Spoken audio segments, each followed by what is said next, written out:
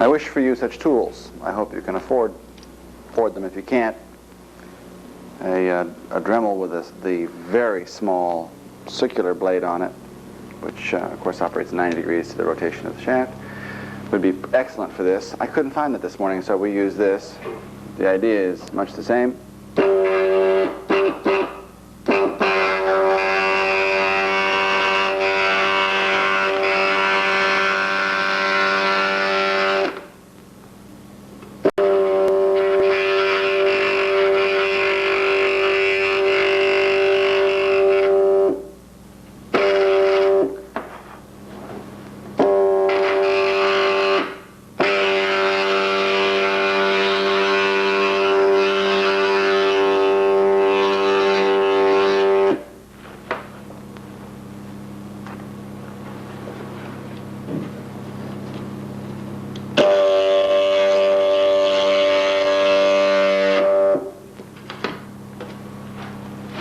Careful, I'm going to blow this out.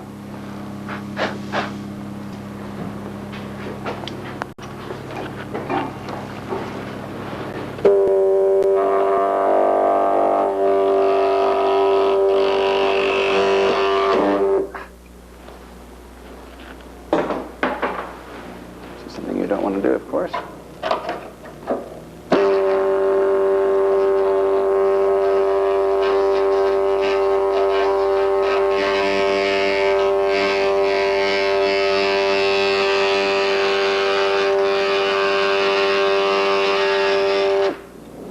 Your biggest concern isn't really such things like this, because that can be filled with dry micro just before your layout.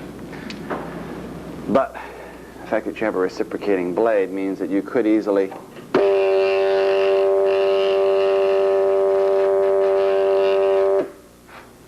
strike the glass in such a fashion as to peel it from the foam.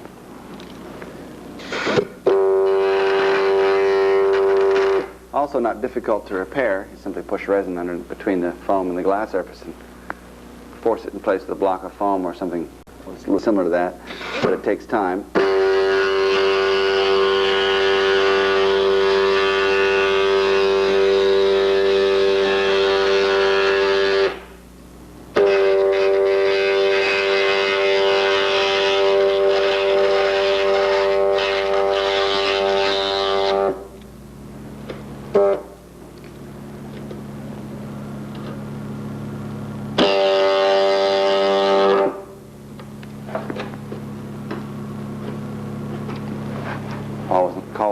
The phone wasn't put on call waiting? No, it's okay.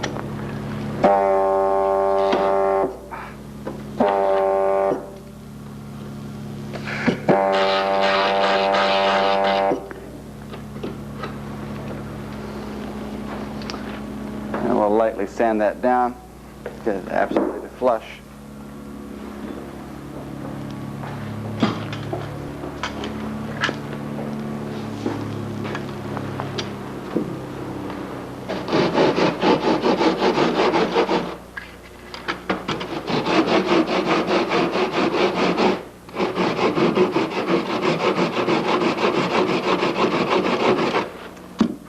Idea is, of course, not to sand the foam down, but just to get the glass. Make sure none of this is above the surfaces.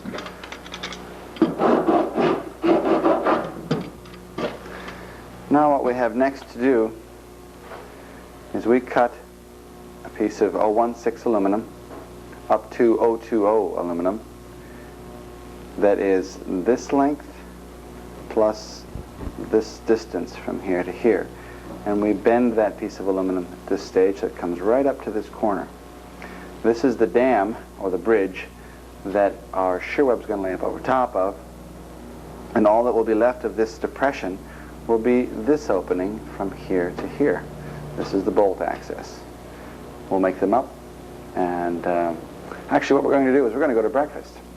And while we're at breakfast, the micro that we're going to stick in here will be curing, and we'll show you the application of that micro just before we go. We've mixed up a single shot of West. It's more resin than we're going to need.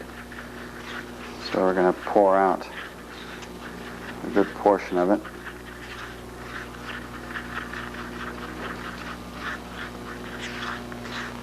It's one of those unfortunate things that you can't mix up less than 1 shot of west. We're going to mix this up relatively dry.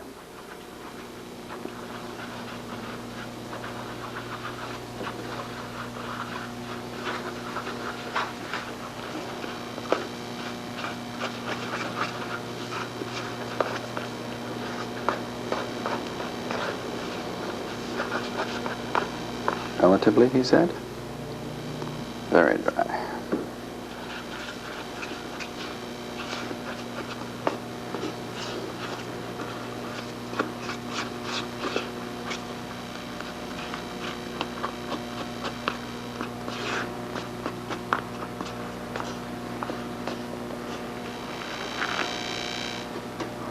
And we could have done a foam repair here, but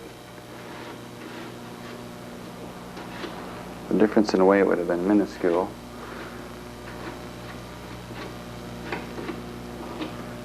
If I prime the depression first by rubbing the micro into the surface, the damage goes all the way to about right here.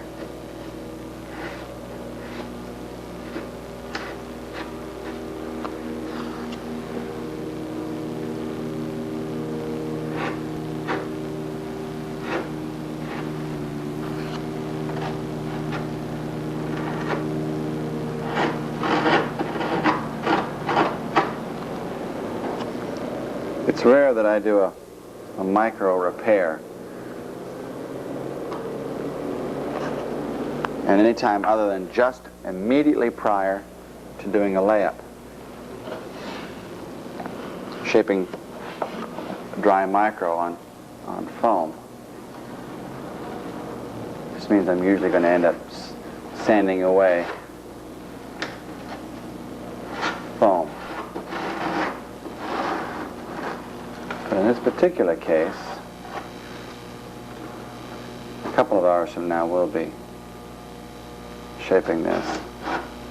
And there are some methods for shaping micro that have some definite advantages. And I'll overfill this just slightly, and then I'll place peel ply on it and rub the peel ply or weight the peel ply to give me the contour that I want. Now, I have a minor imperfection on this side, much less of a problem.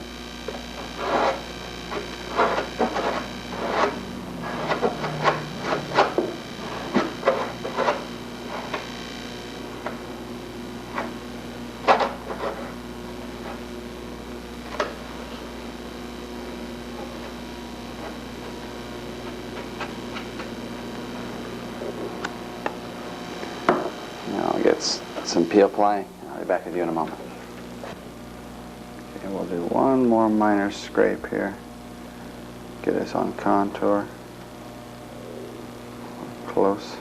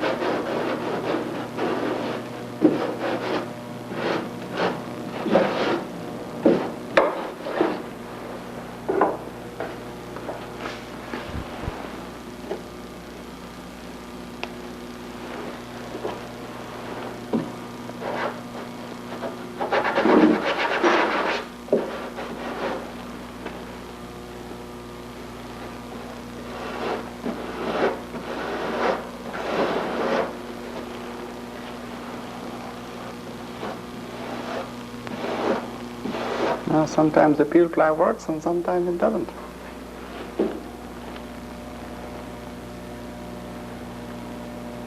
It's pretty close to contour. I could have let that dry.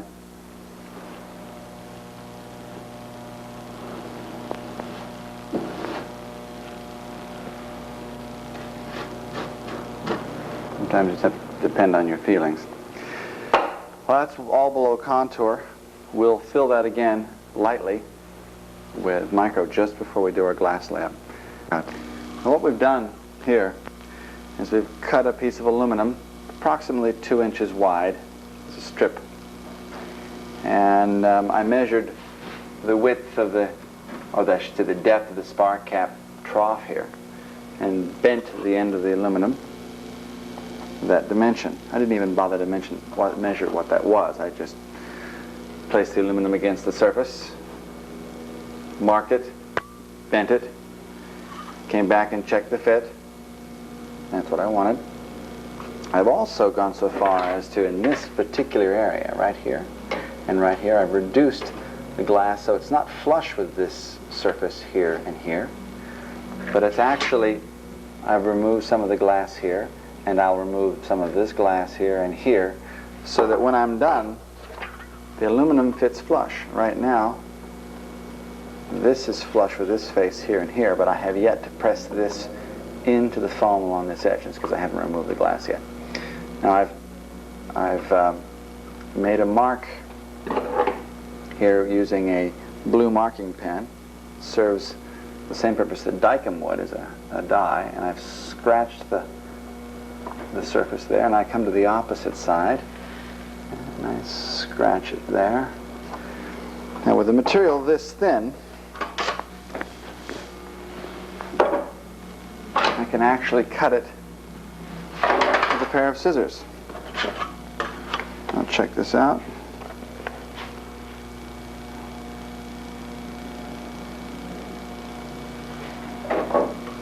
Doesn't seem to be parallel, so we'll kick it off angle slightly. I'm all thumbs this morning.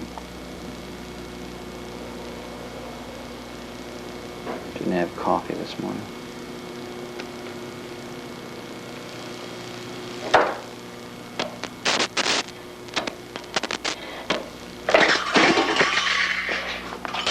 You were saying? All thumbs this morning. I have scribed it.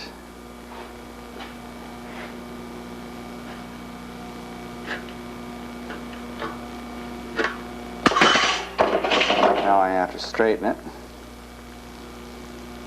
Doesn't have to be hard material. Not quite. So I'll take a file to this and I'll fit this so it fits just like so in the edge. Now if you don't have an air saw, remember you can take this down with a Dremel.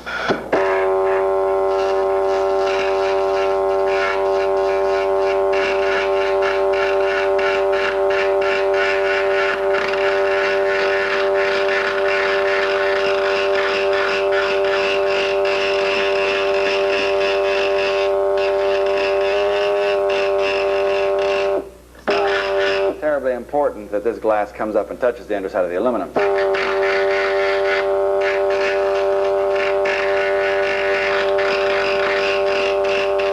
This glass doesn't actually, nor does the depression, really represent structural integrity.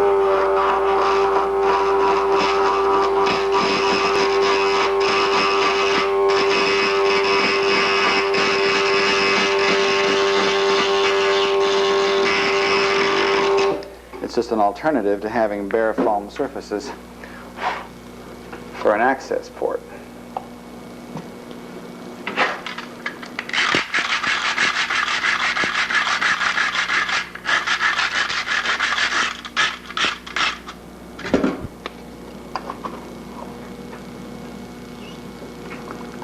Pretty close.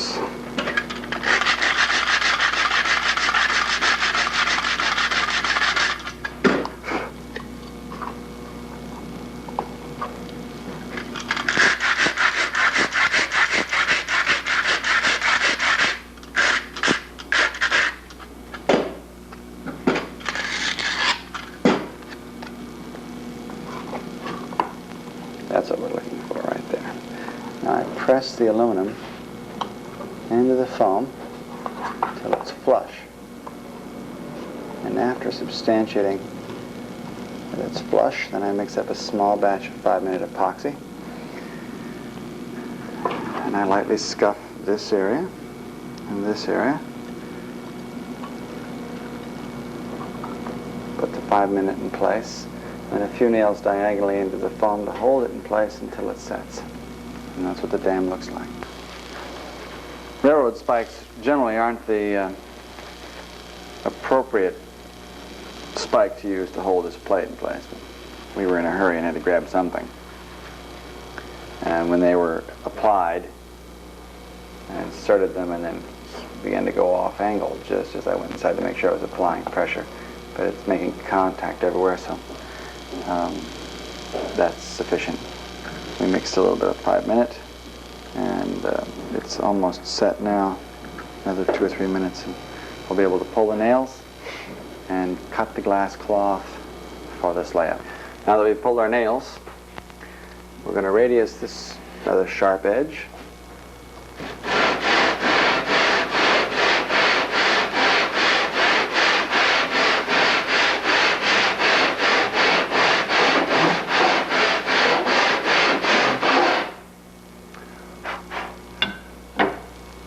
The aluminum here and here prevents me from going any further than their particular radiuses. Or is that radii? At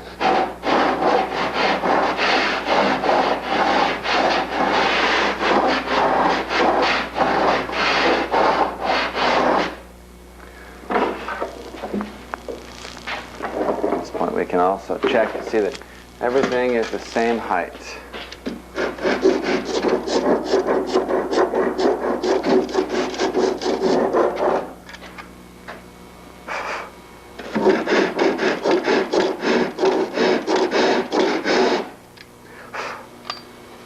Depression right now.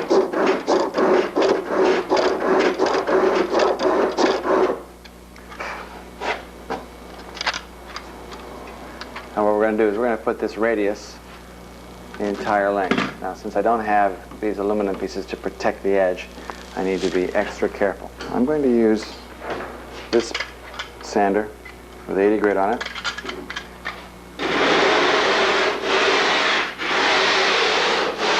Start off by taking off the corner,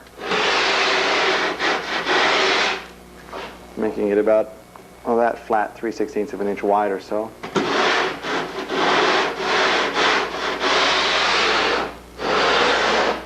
Now if you've got micro, as you're going to have here, I'm going to work on it first.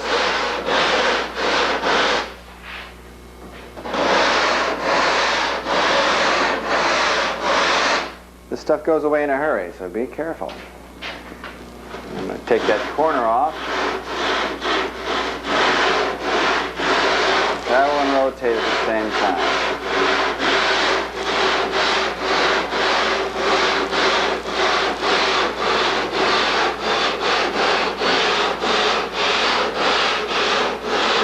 If your eyes aren't good, get somebody else to do this for you.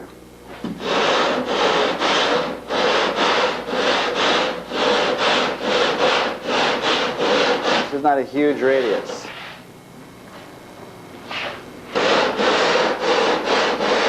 It's about the diameter of the edge of a pencil.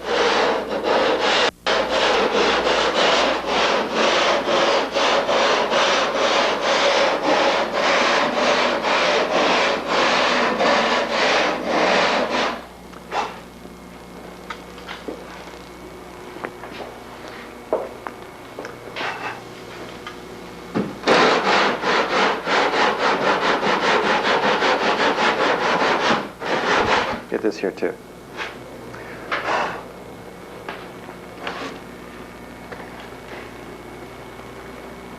You rolling? Mm-hmm. We have a minor discrepancy right here, so we're going to modify that just in this area.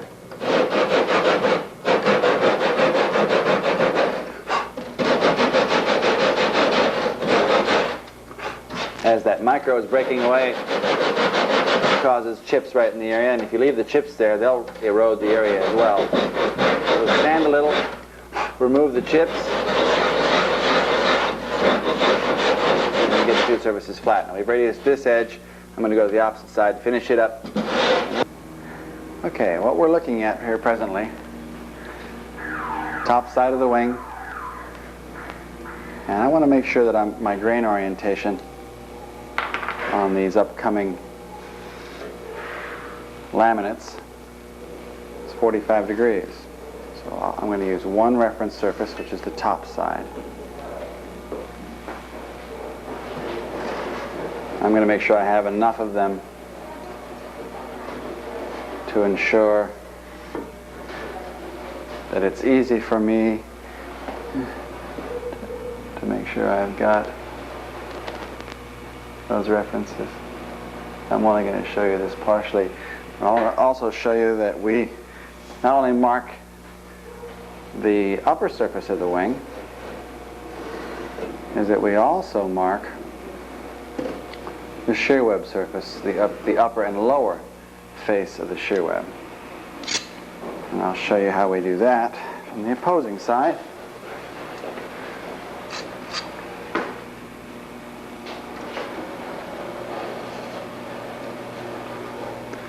I'm going to move the camera here for a moment and make it a little easier for you to see what I'm doing.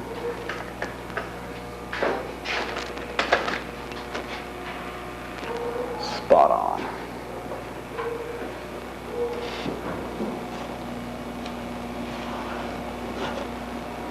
You can see a relatively smooth continuation of the line on the edge.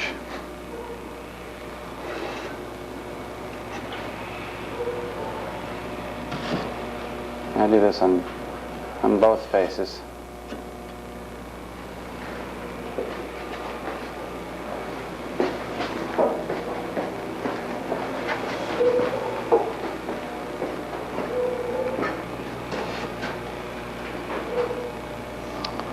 Right around the corner.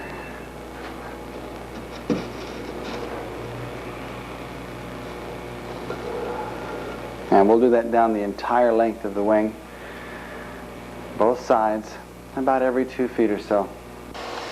Looking at the outboard end of the wing, at a 2-inch by 1-inch extrusion, being held in place with 2-inch by 1-inch, held in place by 2.5 to 3-inch drywall screws. This is mid-station on the outboard airfoil. It's just below the spark cap trough.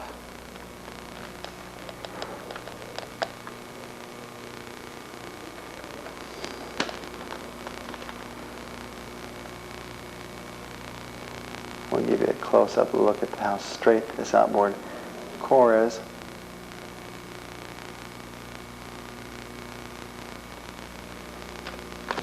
From the inboard end, don't let the shadow deceive you there, we actually have a very close fit between the extrusion and the wing, its entire length, right up to the intersection between the inboard and the middle core, right on top of the second jig.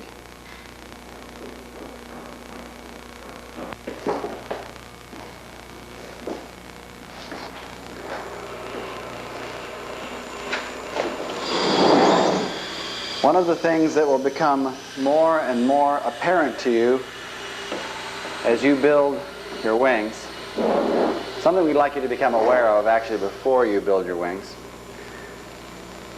is that this process has pushed the level of perfection that you can achieve to a degree that I don't believe Burt Rutan initially intended.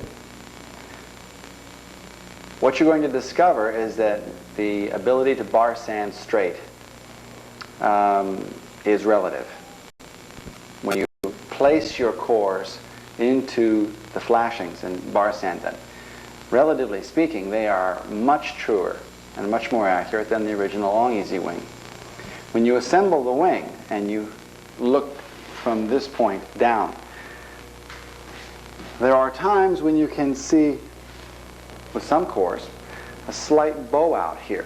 Now, when it's in this relationship, it's very easy to see minor, very minor discrepancies from one end to the other. And these discrepancies can be as little as as a 1/16 of an inch and appear to be very large. In this state, by pulling an extrusion to one side, we force any discrepancies to one side of the block. And we make sure that the top and bottom of the shear webs are as straight as we can get them from here all the way to the end. It's very, very unlikely that this section of your foam core will be even slightly off because of its size and its thickness. These sections are relatively flexible, so there will be greater potential here for minor changes in shape than the inboard end. So when you get to this stage, just before putting your crosshatch marks in it, eyeball it, check it, make sure that it's absolutely straight. If it's not, then it is quite all right to bar sand these surfaces flush. Don't impinge on this area, the end, or in this area. Your discrepancies will be in the centers. And it shouldn't be more than a 1/16 of an inch or so. After glassing your shear webs in place, you put your leading edges on. We'll employ the same method essentially to put the leading edges back on, using the jigs and being as sure as we can that the leading edges are centered for their entire length over the shear web. And we'll proceed with glassing the shear web shortly.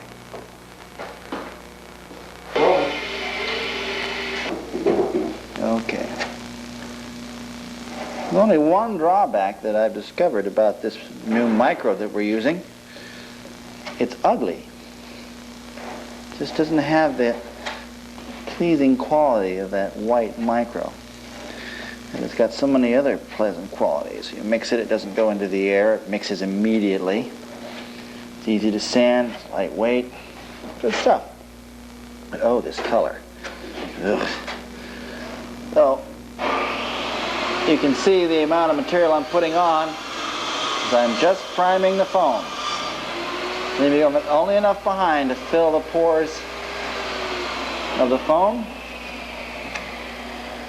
And we go on from there. This is a little dry, a little drier than you may want to use. It's almost dry enough to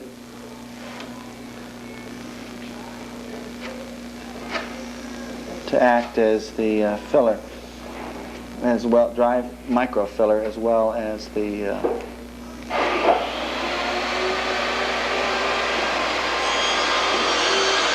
slurry. We'll get this completely coated, and we'll go on from here, applying the first glass. We've got the micro off our squeegees. We've got that ugly micro slurried all over the shear web area. And this stuff, you get it on glass, you're going to see it instantly. So you'll be able to tell it if you're smearing it between layers. We've got it fairly thin everywhere. The pores of the foam are filled. The individual screw holes are filled. I've removed the extrusion from this surface. We've made sure that it will fit. We want to do all the glass work, keep it out of the way so we don't get resin between it. And then when we're all done, when it's all glassed up, I'll cover the surface of the extrusion that touches the foam with silver tape and then put it back in place so that if resin happens to seep down between the extrusion and the core, we don't bond it permanently in place. And when removing it, remove foam with it. What I'm going to do now is take the first piece of glass and apply it to the upper surface. I'm going to roll it out. Grain orientation lines are in place. But before I do this, Richard, would you pass me a paper towel? Clean one? Presently, we've got a small amount of micro on the aluminum. Isn't going to hurt. We don't really depend on a bond between this and our glass.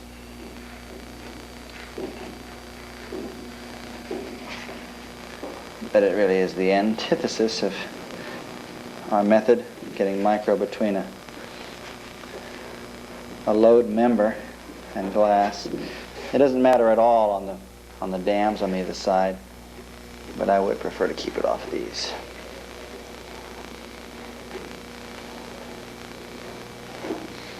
Okay, now then. We get the glass out beyond the end, far enough so that when folding, we don't miss the surface at all. Now I can see these lines, so I can do my setup pretty easily.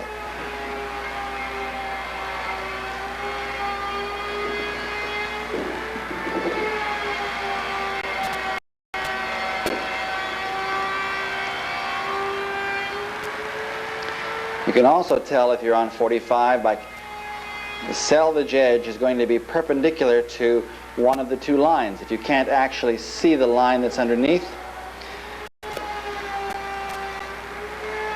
which in this case I cannot, I will be able to, as soon as I begin my wetting, I go to one edge. I can start in the middle, I can start at either edge, doesn't really matter. And I get the cloth right to my mark. This is one of the more difficult areas to work, where the wing changes sweep. So that's probably the best place to start.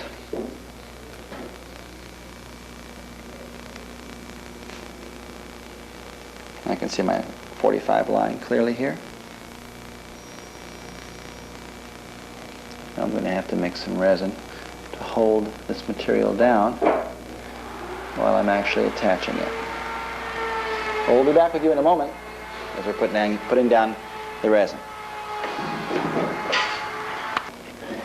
You may actually find it more advantageous to take this whole show and put it down on the floor. And you may discover somewhere downstream in our tapes that we've done the same thing.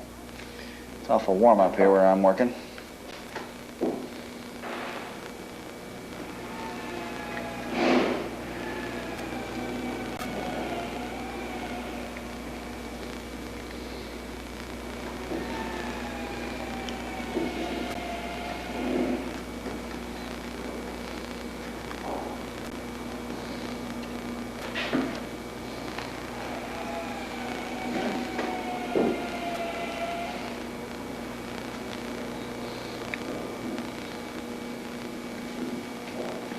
First tape is definitely the most difficult, since it occurs on top of dry micro. It doesn't move around very easily.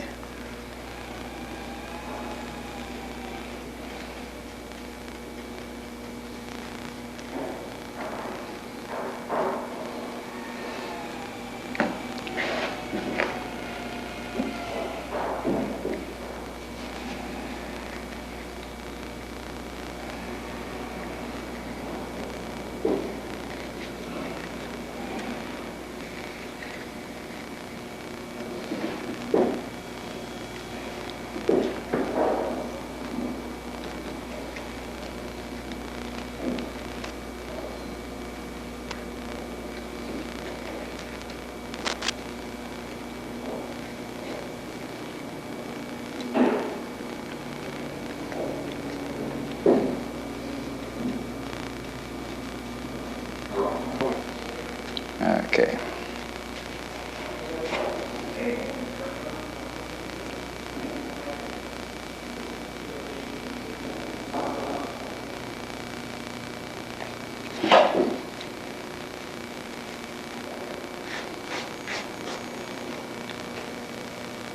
I made a clean squeegee, Richard.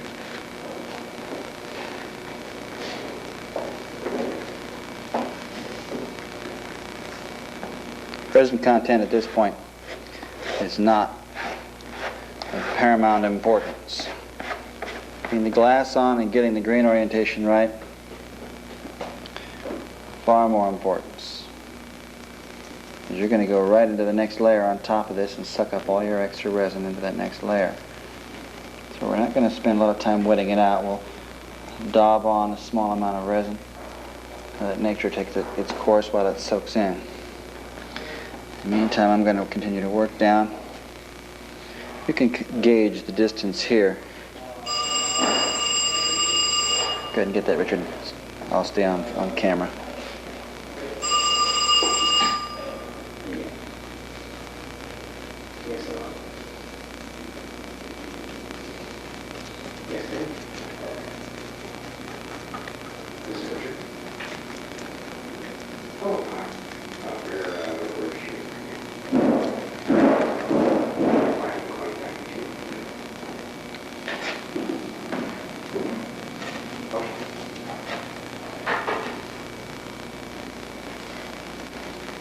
It's terrible being popular, isn't it?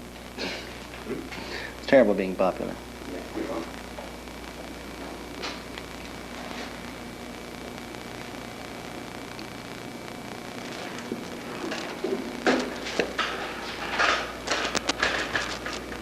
I mean, you're off? No, we're still running. Okay. Need to get this sucker taut down.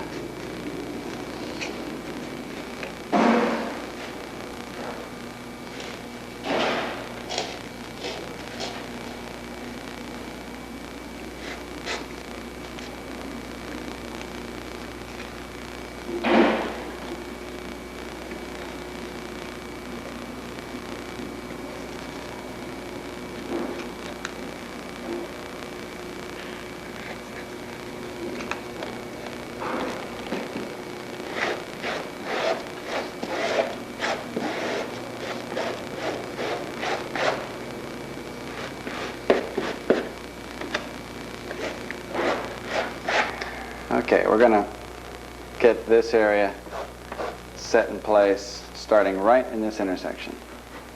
This is the more difficult area that I described earlier to get to match.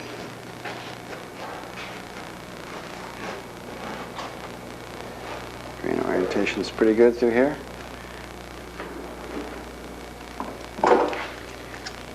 We can ride right in the trough.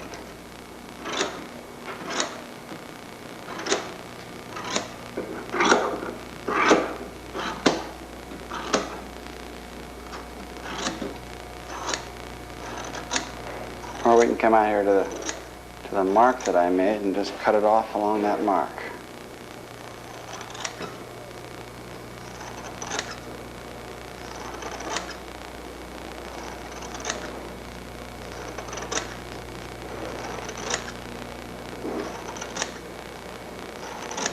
It's okay to fall short, by the way, of the edge of your trough.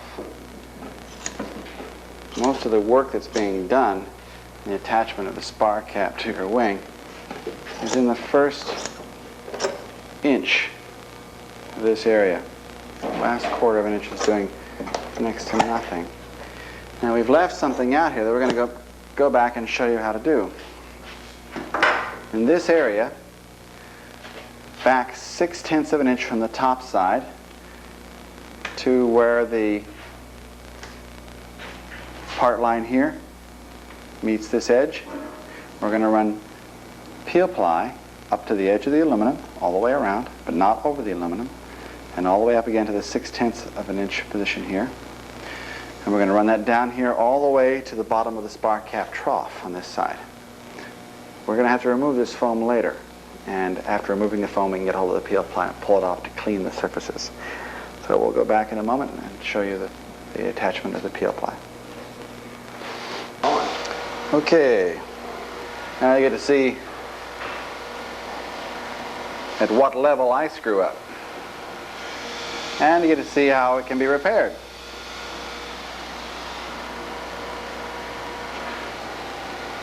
There's our part line. Our Dacron is going to run from here to within 6/10 of the upper surface, around the block of aluminum. And we're going to wet this area so that the Dacron sticks down well. I don't want to have to fight it.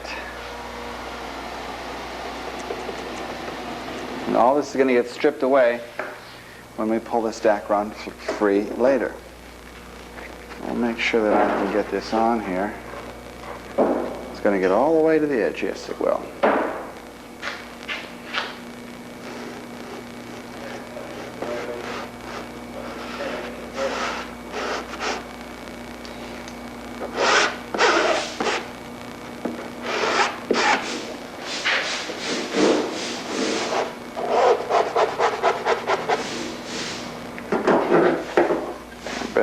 here while I try and make this look simple.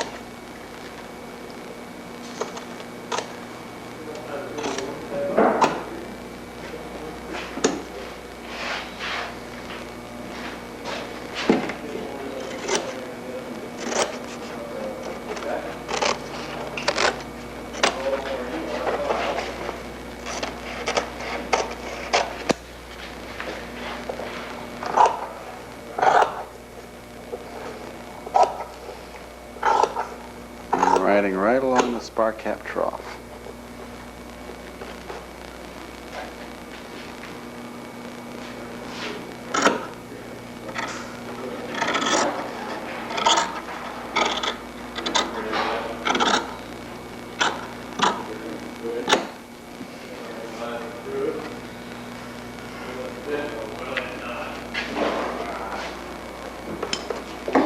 Now we take a razor blade, preferably a sharp one. Preferably one I can find. I've got one. And we'll go right around the aluminum plate.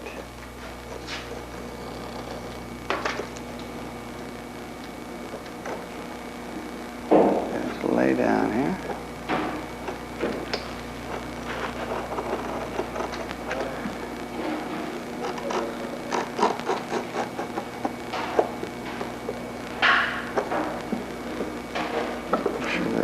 This.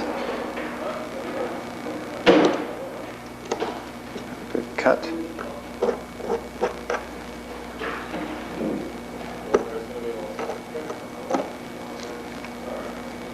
That's what we're looking for.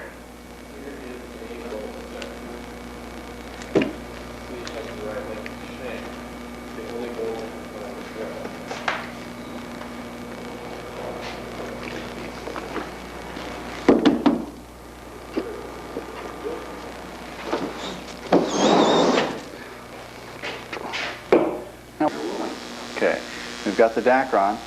There's that reference I was talking about before, 6/10 of an inch from this edge. The Dacron on this surface runs all the way to here and is 6/10 of an inch, 7/10 of an inch wide in this area. Actually, this one's a full inch here, which is quite acceptable. And it runs all the way to the edge of the spark cap on the opposite side. Now the next trick is to handle this glass cloth wet. Now, you're not going to have to make this mistake as you saw me make it.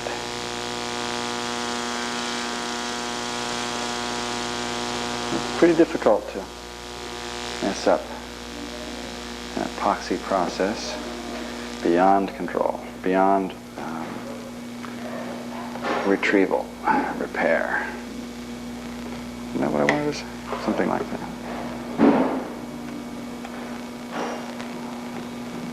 Grain orientation straight.